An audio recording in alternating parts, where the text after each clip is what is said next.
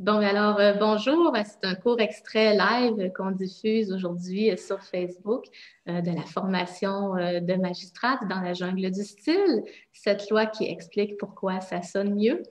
Alors, on va simplement voir ensemble la première loi parmi les sept qui vont être parcourues dans l'ensemble de la formation. Donc, tout simplement pour mettre les choses en place là, pour les gens qui se joignent à nous. Donc, très rapidement, qu'est-ce que je désigne par une loi? Là? Bien sûr, c'est un peu le jeu de mots avec loi de la jungle qui a porté ce titre-là. Donc, une loi, en fait, c'est une espèce de cadre général qu'on peut donner qu'on peut se donner quand on traduit ou quand on révise pour expliquer un changement qu'on ressent que le texte a besoin de recevoir. Et donc, il y a sept grandes lois générales au fil de mon expérience, de 15 années d'expérience de traduction et révision que j'ai été capable au fil du temps de remarquer et que je présente. Et ces lois-là sont accompagnées chacune d'un contrepoint. Le contrepoint, c'est pas tout à fait l'opposé direct de la loi, mais c'est plutôt un effet qui vient contrebalancer ce que la loi peut faire comme changement.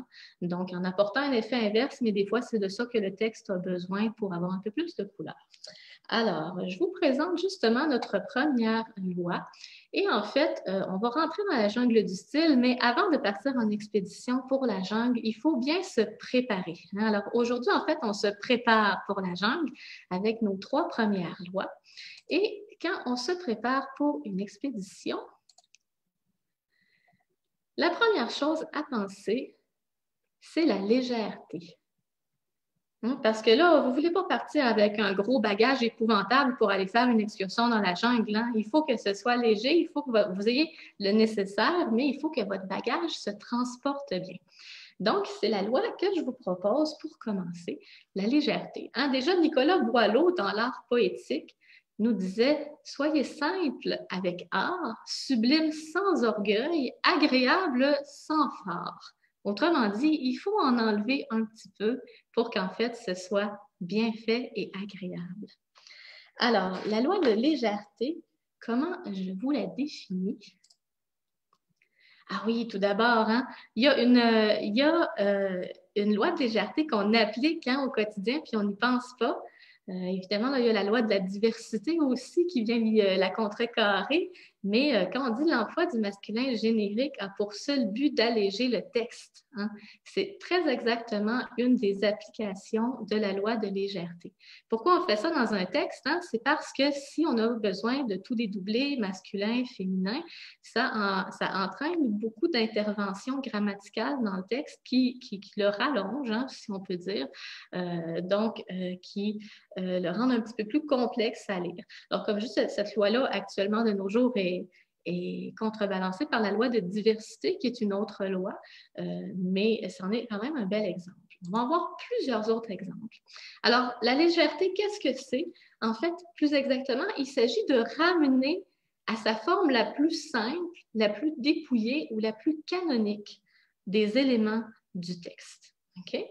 Donc, par exemple, si on a des éléments qui sont au pluriel, mais qu'on peut les ramener à un singulier générique. Hein, donc, on ramène vers une forme plus simple, la forme plutôt canonique, hein, celle qu'on va trouver au dictionnaire, par exemple, l'entrée du dictionnaire.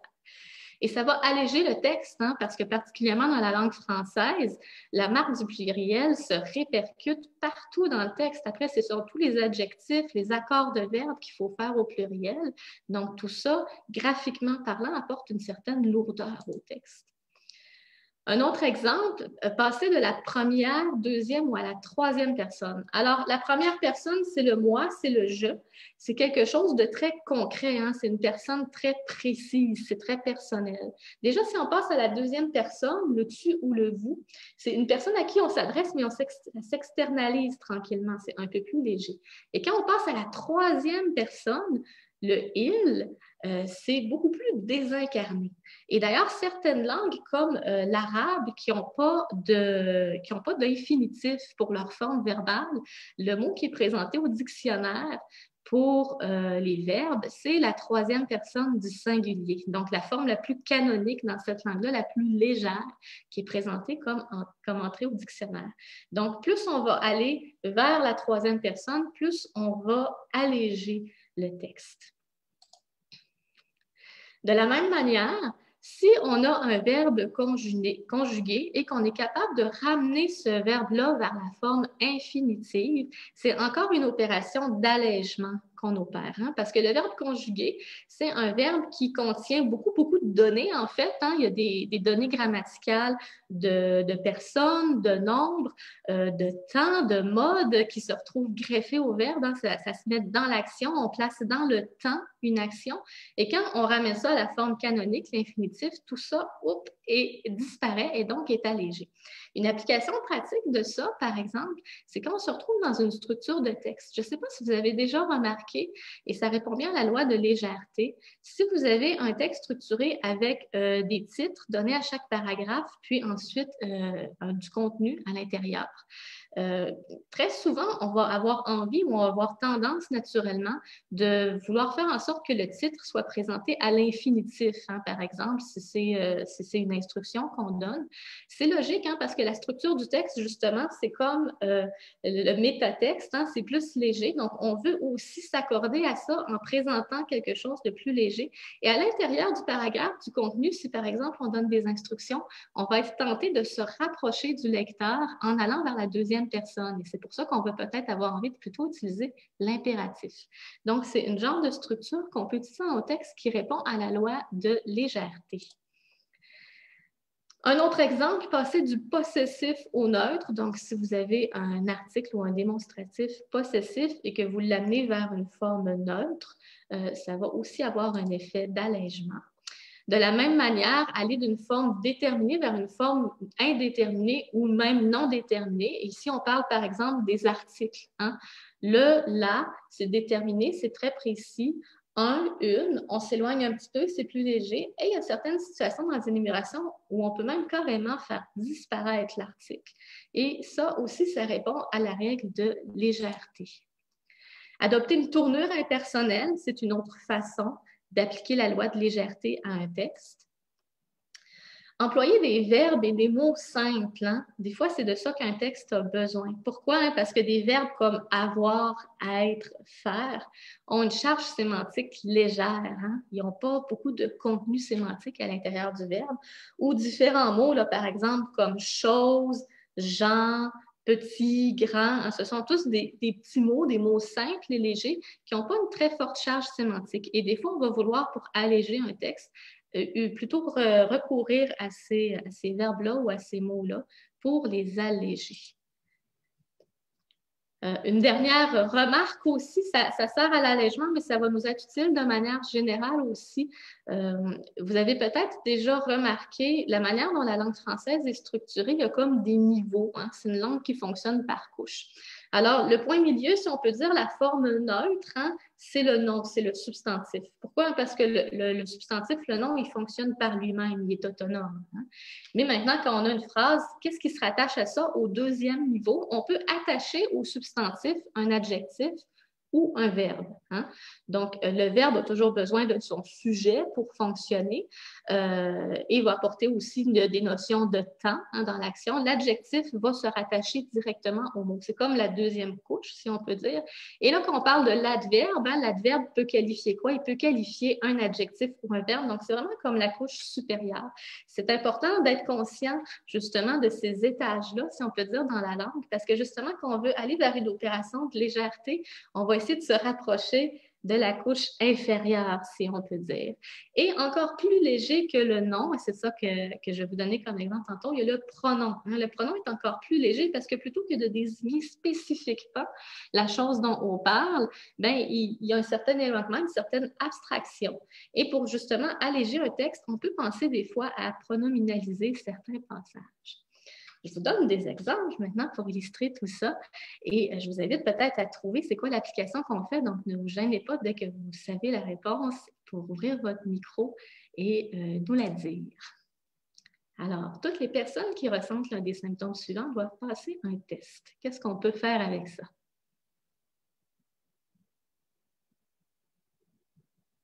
Que j'ai un courageux ou une courageuse. Passer au singulier. Oui, excellent. Donc, du pluriel au singulier. Toute personne qui ressent l'un des symptômes suivants doit passer un texte. Vous voyez, on a juste effacé des lettres, hein, mais ça crée un effet d'allègement au texte. Ça le rend plus digeste. Quiconque aussi. Oui, c'est d'autres. Oui, c'est intéressant. Ça pourrait être une pronom. Là, à ce moment-là, on vient de basculer vers le pronom. Merci. Donc, vous voyez, on peut même travailler par couche puis trouver des solutions pour alléger encore plus. Merci. Un autre exemple, bon compagnon pour les enfants, les beagles sont des chiens énergiques et joueurs qui savent user de leur regard expressif.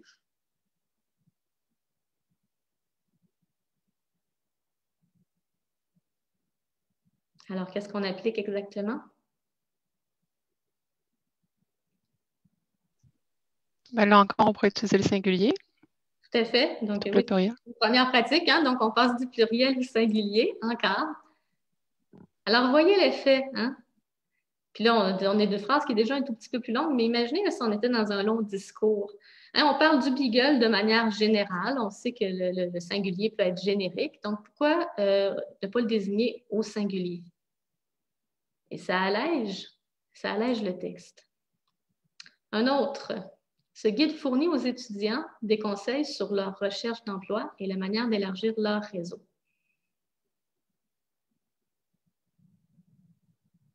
Qu'est-ce qu'on peut faire avec ça? On peut utiliser enlever le possessif. Parfait. Voilà. Donc, si vous la relisez, est-ce que vous ressentez l'effet de légèreté? Ce guide fournit aux étudiants des conseils sur la recherche d'emploi et la manière d'élargir son réseau. Hein? Ça coule un peu mieux. C'est pourquoi? C'est à cause de la loi de légèreté qu'on vient d'appliquer. Bien des étudiants affirment qu'ils trouvent la recherche d'emploi décourageante.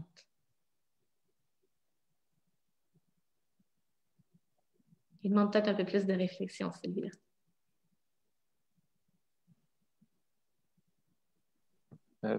Pronominalisation des étudiants pour plusieurs affirment.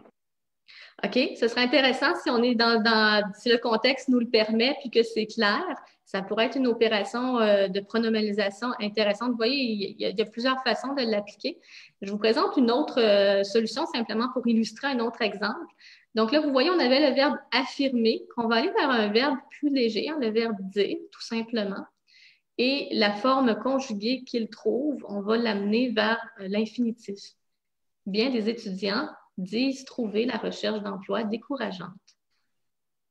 Vous voyez bien l'effet? On poursuit. Là, je suis en haut avec un gros bloc de texte. Là.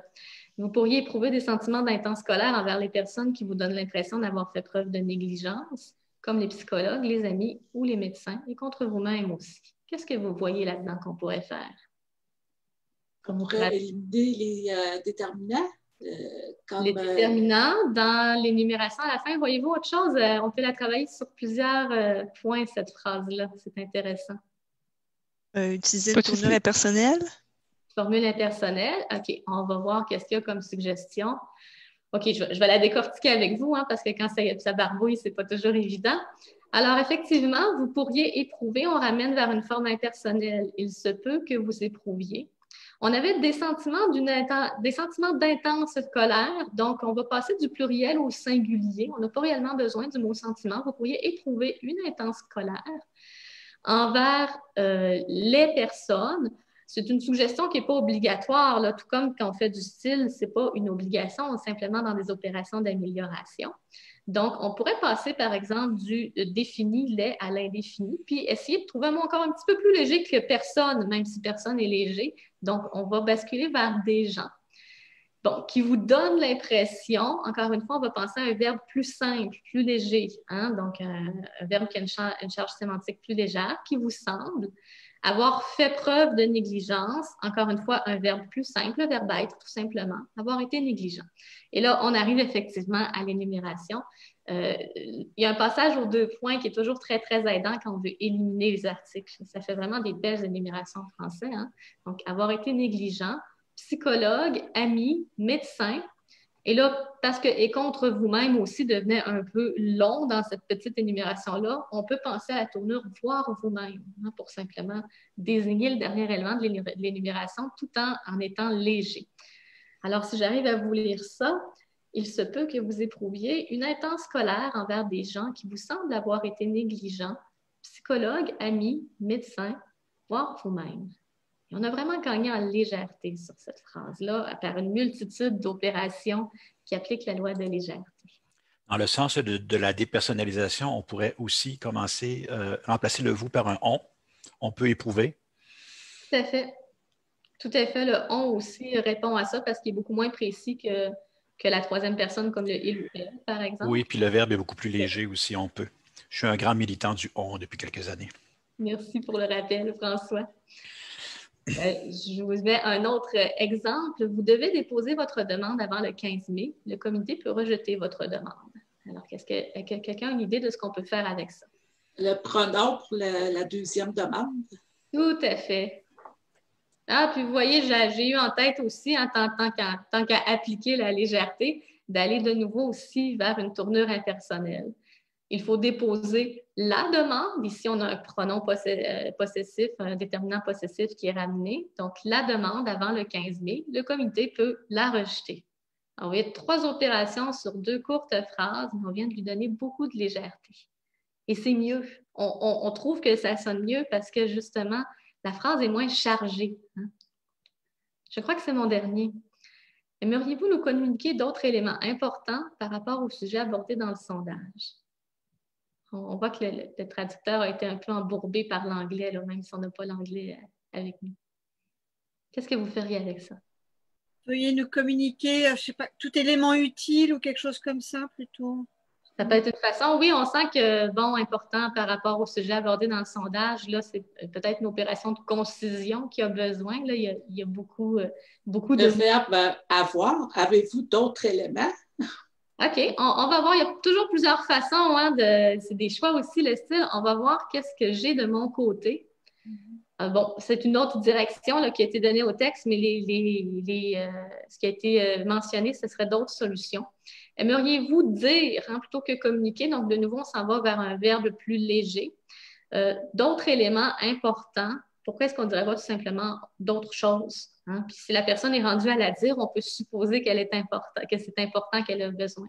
Et puis après, on a plus un effet de concision qu'on s'en va chercher, là, donc par rapport au sujet abordé dans le sondage, on pourrait dire par rapport à ce sujet. Mais le « ce », justement, c'est l'utilisation d'un démonstratif, donc une pronominalisation pour désigner le sujet abordé dans le sondage, à ce sujet. On peut considérer que dans le contexte où cette phrase-là s'est trouvée, c'était amplement clair. Alors, voilà pour les différentes manières d'illustrer la loi de légèreté. Et vous voyez, c'est une citation anonyme, mais elle est intéressante. On croit que le style est une façon compliquée de dire des choses simples, alors que c'est une façon simple de dire des choses compliquées. C'est intéressant, hein? Donc, la légèreté. C'est ce qui met fin à la petite capsule diffusée sur le Facebook Live. Je remercie les personnes qui se sont joints à nous et qui nous ont accompagnés. Pour le reste de la classe, on va poursuivre sur le contrepoint à la légèreté.